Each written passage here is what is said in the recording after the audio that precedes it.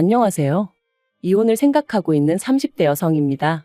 제 얼굴에 침 뱉기 같아 부끄러운 얘기지만 전에는 주변에서 결혼하고 금방 이혼하는 부부들 이야기가 들려올 때면 왜들 애시당초 결혼할 때 좀 신중하게 하지? 얼마나 살았다고 이혼을 한다고 드는 걸까? 참 경솔하다 그런 생각을 했었거든요. 그런데 참 웃겨요. 저도 그런 사람들 중 하나가 된 걸 보면 말이죠. 이래서 사람이 남의 일에 함부로 이러쿵저러쿵 하면 안 되나 싶기도 하고, 남편하고 이혼을 결심한 건 당연히 남편이 제일 문제지만 그래도 굳이 따지자면 시부모님 때문이라고 생각해요. 처음부터 그분들이 당신 입으로 하신 말씀만 잘 지켜주시고 억지만 쓰지 않으셨더라도 제가 이렇게 나가떨어지진 않았을 것 같거든요. 네, 제가 먼저 이혼을 요구한 건 맞지만 솔직히 시부모님도 그렇고 남편도 그렇고 저를 어지간히 못살게 굴었어요. 제정신 박힌 여자면 제가 아니라 누구라도 이혼 소리가 나오게끔 말이죠. 그리고 그 부부는 지금도 참 이해가 안 돼요. 막말로 제가 나간들 제 자리에 들어오겠다는 또 다른 미친 X가 있었던 것 같지도 않은데 왜 어떻게든 잘 살아보려던 저를 이토록 질리게 만들었는지 말해요. 남편하고는 소개팅으로 만났어요. 그때 제 나이 29, 남편 나이 33 둘 다 적은 나이는 아니었죠. 그러니까 말이 좋아 소개팅이지 솔직히 결혼도 아예 생각이 없었던 건 아니에요. 적어도 저는 그랬어요. 그래서 소개받을 당시 속물 같지만 나름대로 소개팅을 주선해준 지인을 통해서 남편의 스펙도 어느 정도는 파악을 하고 나갔습니다. 어느 대학을 나왔는지, 어느 회사를 다니는지, 키는 얼마나 큰지. 말이 나왔으니 말이지만 소개팅이라는 자리가 누군가는 밥이나 한 끼 먹으러 간다고 가볍게 생각하라지만 그게 그렇게 안 되거든요. 특히나 여자 입장에선 그래도 좀 꾸미기도 해야 하고 또 시간도 어떻게 보면 금인 세상인데 영 아니다 싶은 사람을 만나면서 제 시간 낭비를 하고 싶은 생각은 더더욱 없었으니까요. 아무튼 그런데 주선자 말을 들어보니까 학교도 저랑 비슷한 수준의 대학을 졸업했다 하고 회사도 뭐 저한테 부족하지도 넘치지도 않는 곳이었어요. 그리고 키 같은 경우도 제가 대한민국 여자 평균이다 치면 그쪽도 대한민국 남자 평균치는 되대요.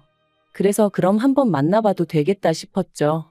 아, 이후에 남편에게 들었지만 남편도 그 지인을 통해서 제 평소 사진을 10대장은 받아보고 정했답니다. 자기는 얼굴이 가장 중요했다나 어쨌다나요.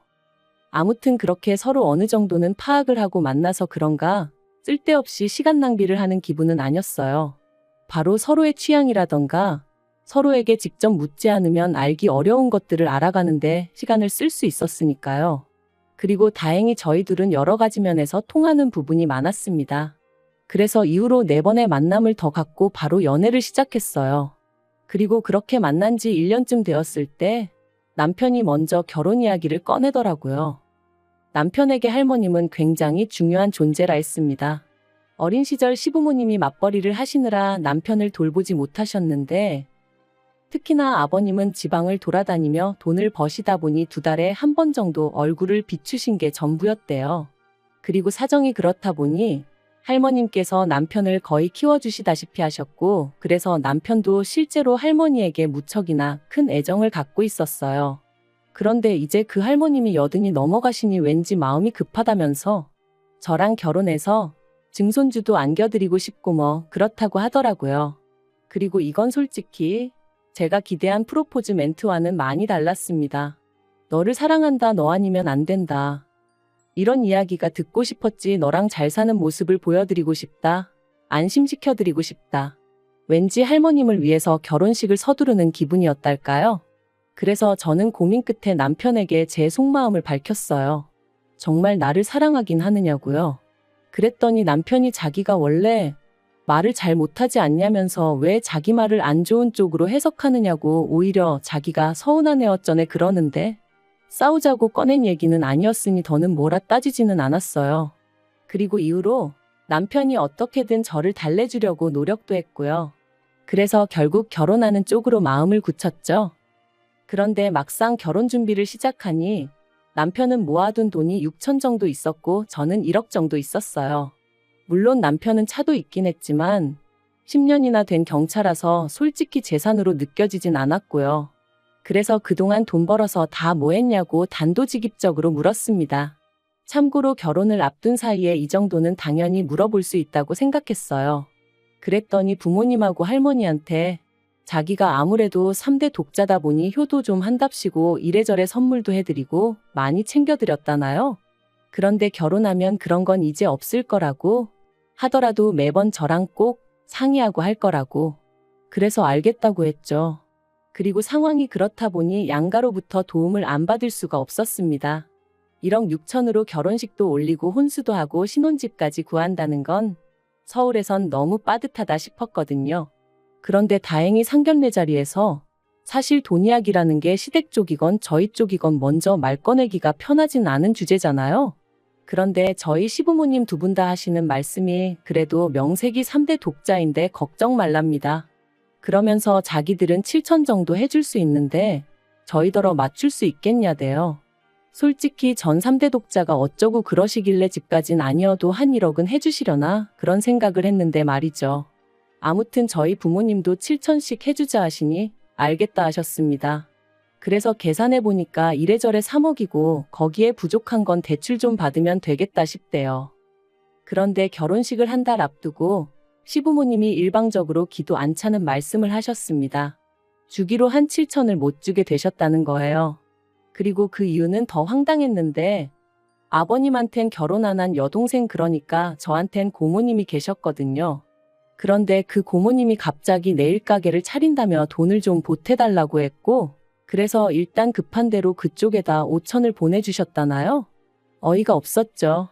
그래서 그런 결혼은 어떻게 하라는 얘기냐니까 오히려 저더러 그게 무슨 소리냐 결혼은 원래 계획한 대로 해야지 하시더니 결혼식 날 축의금으로 돈이 꽤 들어올 거라면서 그때 일단 한 3천은 만들어 주시겠다나요?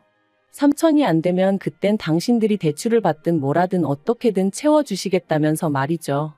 그래서 솔직히 마음 한구석에선 불안한 생각이 들었지만 그래도 파혼할 용기는 없었기에 어떻게든 시부모님의 그 약속을 믿어보자 생각하며 식을 올렸습니다. 하지만 결혼식 당일 식 다 마치고 축의금 정산하자 하니까 시부모님이 또다시 말을 바꾸셨어요. 그게 뭐가 그렇게 급하다고 그러냐면서 일단 신혼여행부터 다녀오고 그러면 그 사이에 당신들이 싹 정리해 놓겠다면서 말이죠. 그리고 이땐 솔직히 쎄한 마음을 감출 수가 없었습니다. 이러다 안 준다고 나오면 막말로 별 수 있나 싶기도 하고. 그래도 뭐 따져 물을 새도 없이 일단은 신혼여행을 떠났죠. 그런데 신혼여행에서 돌아와 시댁에 갔는데 시부모님께서 먼저 돈 문제로 할 이야기가 있다며 말문을 여시더니 축의금이 생각보다 많이 안 들어왔다며 겨우 700만 원을 주셨습니다. 말 그대로 황당하기 그지없더라고요. 7천천만 원에서 2천만 원 주시더니 이제 700만 원. 솔직히 2,700만 원도 적은 돈은 아니었지만 계속 말이 달라졌던 탓에 화도 나고 속도 상했거든요. 그래서 남편에게 이를 어쩔 생각이냐니까 축의금이 안 들어와서 그렇다는데 어떡하란 말이냐며 저더러 제가 속상한 것보다 해주지 못하는 자기 부모님 속이 더 상하시지 않겠냐고 그러니까 일단은 알겠다 하고 좀 시간을 드리자는데 이래서 사람들이 남편을 남이 편이라고 하나 별의별 생각이 다 들더라니까요. 하지만 남편 말대로 돈이 없다는데 그런 시부모님을 붙들고 제가 무슨 말을 한들 어디서 돈이 솟아날 리도 없고 그래서 남편한테 이 돈 문제가 해결되기 전까진 내가 얼마나 살가운 며느리 노릇을 할 거라고 기대하지 말라고 했습니다. 당신이야 당신 부모님이니 그러려니 하고 넘어갈 수 있을지 몰라도 내 입장에선 나뿐만 아니라 우리 부모님까지 괜히 농락당한 기분이고 그래서 기분이 너무 나쁘다고요. 그랬더니 남편도 뭐 탐탁치 않은 표정이긴 했지만 알겠다더군요. 그리고 이후로 시부모님과는 꽤나 대면대면한 상태로 몇 개월을 보냈습니다. 남편을 통해 건너듣기론 두 분은 제가 살갑게 굴지 않는 걸 트집 잡아 이젠 돈이 있어도 주기 싫단 식으로 말씀을 하시는 모양이었고 남편은 이런 이야기를 전하면 제가 돈을 받고 싶어서라도 살갑게 굴 거라고 기대했는지는 모르겠지만 그건 남편의 완벽한 착각이었어요. 왜냐하면 역으로 그런 이야기를 전해 들으니 나중엔 저도 오기가 생겨서 그래 그까짓 돈 몇천 안 받고 나도 내 속 편한 대로 살면 그만이다 그런 마음을 갖게 되었으니까요. 실제로 주변에서들 시댁하고 연 끊으면 처음에 1, 2년이나 마음이 불편하지. 나중엔 하나도 신경 쓰이지도 않는다고 걱정할 거 없다고 하던걸요. 그런데 그렇게 지내던 중 정말 황당하고 어처구니 없는 일을 겪었습니다. 저는 외국계 기업을 다니고 있는데 저희 회사의 경우 쓰지 않은 휴가는 다음 해로 이월을 시킬 수가 있어요. 그리고 그렇게 모인 휴가가 자그만치 한 달 반이나 있었기에 일주일 정도 쉬려고 마음을 먹었습니다. 친정 부모님하고 2박 3일로 여행도 다녀오고 남은 날짜는 저 혼자 집에서 좀 푹 쉬려고 했거든요. 그런데 어이없게도 이런 제 계획과는 상관없이 남편이 제가 휴가라는 이야기를 시부모님께 전했고 시부모님이 그럼 마침 잘 됐다면서 남편의 할머님을 저희 집으로 모시겠다고 통보를 해오시대요. 게다가 남편까지 할머님은 자기 부모님과 달리 저한테 뭐 실수하신 것도 없으니 잘해드릴 수 있지? 그러는데 어이가 없었죠. 그래서 나는 그렇게 못한다 했네요. 나랑 사전에 이야기가 된 것도 아니고 난 나름대로의 계획이 다 있으니까 할머님을 그렇게 모시고 싶으면 당신 휴가를 쓰던지 하라고 나한테 이렇게 무턱대고 할머님을 맡기지 마라고 딱 잘라 거절을 했어요. 그랬더니 이제 시부모님도 남편도 난리가 났습니다. 편찮으신 분을 상대로 여기로 모시겠다 했다가 다시 저기로 가시라고 했다가 그게 무슨 짓이냐면서 말이죠. 제 입장에선 정말 억울해 미치겠기에 남편더러 그러니까 당신이 휴가를 내고 일주일 동안 할머님 곁에 있으라 했는데 그러면 남편은 자기가 어떻게 휴가를 일주일이나 내냐면서 그럼 자기 잘린다는 소리나 하고 있고 정말이지 계속 같은 이야기의 반복이었어요. 사실 제가 할머님과 있는 걸 극도로 거부감을 나타냈던 이유는 할머님이 치매도 있으신 데다가 저보다 키도 덩치도 크셨거든요. 그렇다 보니 엄살이 아니라 체력적으로 감당할 자신이 없었습니다. 실제로 어머님은 할머님한테 머리채도 잡아뜯기신 적도 있다고 했으니까요. 그런데도 이번만큼은 남편도 제 편이 아니었습니다. 서운하네 어쩌네. 그래서 결국 알겠다고 일단 친정 부모님과의 여행을 다녀오고 이후로 할머님과 어디를 모시고 가는 건 어렵겠지만 그래도 한 집에서 봐드리긴 하겠다. 그리고 이때만 하더라도 저는 시부모님이 지방에 일이 있어 가셔야 한다고 그래서 저한테 부탁하시는 줄 알았거든요. 그런데 이것도 어이없어요. 나중에 알고 보니까 두 분이 저한테 할머님을 맡겨놓고 두 분도 그동안 너무 힘들었다며 여행을 다녀오신 거 있죠. 아니 그런 이유라면 아들인 남편한테 말씀하셨어야지. 어떻게 상의도 없이 저한테 그러실 수가 있는 건지. 아무튼 그런 연유로 할머님과 함께 있었는데 문제는 아니나 다를까 첫날부터 할머니가 얼마나 저를 힘들게 하시던지요. 특히나 저희 집에 모시고 나서야 할머님이 혼자 거동 자체가 어려우시다는 걸 알게 되었습니다. 이때 살짝 어머님도 고생이 많으셨겠구나 그런 생각을 아닌 게 아니라 하긴 했고요. 그리고 3일째 되던 날 기어이 일이 벌어졌어요. 할머니가 부엌에 물 들어가는 저를 냅다 밀치셨거든요. 그래서 제가 엉덩방아를 찍게 되었는데 그걸로 허리가 어떻게 된 건지 이후로 움직일 때마다 말 그대로 정말 허리가 뒤틀리는 것 같대요. 그러니 저도 모르게 몸을 사리게 되었고 그러다 결국 이번엔 할머님이 화장실로 가시다 넘어지셨어요. 그런데 이 일을 알고는 남편이 말 그대로 쌩난리를 치더라고요. 어떻게 편찮으신 어른 한 분을 모시질 못해서 이 사단을 만드느냐면서. 제 입장에선 너무 서럽고 화도 났어요. 정작 제가 다쳤을 땐 나이도 젊으면서 엄살 부리지 말라 괜히 약한 척하는 거냐 그런 소리나 해댔거든요. 그래서 저 때와는 상반된 남편의 반응을 보니 얼마나 정이 떨어지던지. 그래서 그 길로 친정에 왔어요. 친정에 와서 곰곰이 생각해 보는데 생각할수록 분한 거예요. 결혼식 때도 얼렁뚱땅 돈도 다 못 받고 식을 올렸는데 이제 제 휴가를 핑계로 할머님을 모셔다 놓더니 할머님 병세나 제 상황은 생각도 안 하고 그저 서운하다 괘씸하다만 해대는 게 그래도 이때까지는 이혼 생각보다는 할머님은 다시 시부모님 댁으로 모시고 남편이 저에게 정식으로 사과하면 넘어갈 생각이었어요. 그런데 남편에게 빨리 시부모님더러 모시고 가시라 연락드리라니까 그렇게는 못한답니다. 며칠 계시는 동안 손자된 도리도 못했다면서 자기가 그렇게 못한다고 당분간 같이 지내면서 챙겨드려야겠다며 저더러 아직 휴가만이 남아있지 않냐고 회사에 그거 써야겠다고 하라는 거예요. 그리고는 저한테 이참에 할머님한테 좀 잘해드리고 정도 붙이라면서 자기한테는 뭐 세상 그 누구보다 소중한 분이라나요? 참나 그렇게 소중하면 당신이 곁에 있으라 했습니다. 나는 막말로 생판 남이나 다름없는데 나더러 치매 걸린 할머님을 어떻게 모시라는 거냐 못한다 했죠. 솔직히 까놓고 말해서 남편은 당연하고 시부모님하고도 제가 원만한 사이였으면 좋은 마음으로 노력해보겠다는 소리가 나왔을지도 모르죠. 하지만 그때 제 심정은 내가 왜 그렇게까지 해야 되지? 였어요. 그런데 남편은 계속해서 이건 말이 되네 안 되네. 그리고 저는 저대로 그런 남편을 보고 있으니 도끼가 오르더라고요. 그래서 친정에서 출퇴근해 가면서 그 사이에 집을 내놨습니다.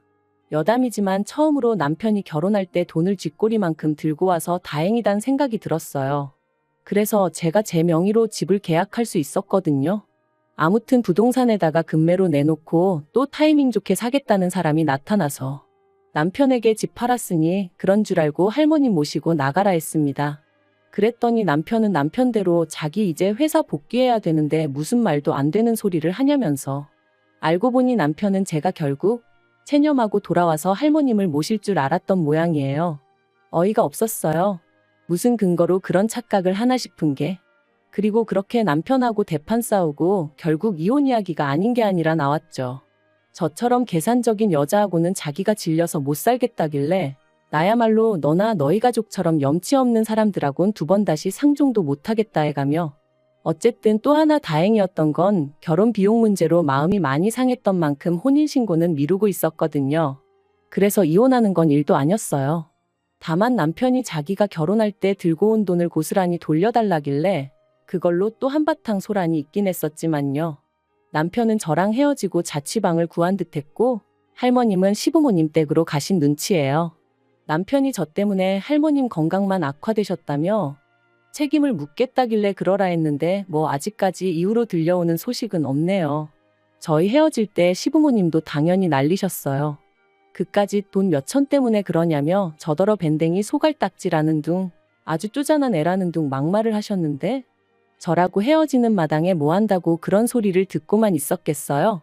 저도 그런 시부모님께 그렇게 말 바꾸고 거짓말하고 그러시지 말라고 사람이 아주 우스워 보인다고 그랬죠.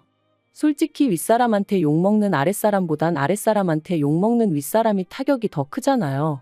그래서 전 좀 후련하더라고요. 아무튼 앞으로는 무슨 소식이 들려오든 궁금하지도 않고 그쪽 집안에 무슨 일이 생기건 쳐다도 안 보려고요. 생각해보면 돈 몇 푼 가지고 장난칠 때부터 알아봤어야 하는데 그래도 그놈의 정인지 사랑인지가 뭐라고 믿어보려고 한 제가 멍청했던 걸 누굴 탓하겠어요. 그냥 비싼 돈 내고 인생수 엎드른 셈 치렵니다.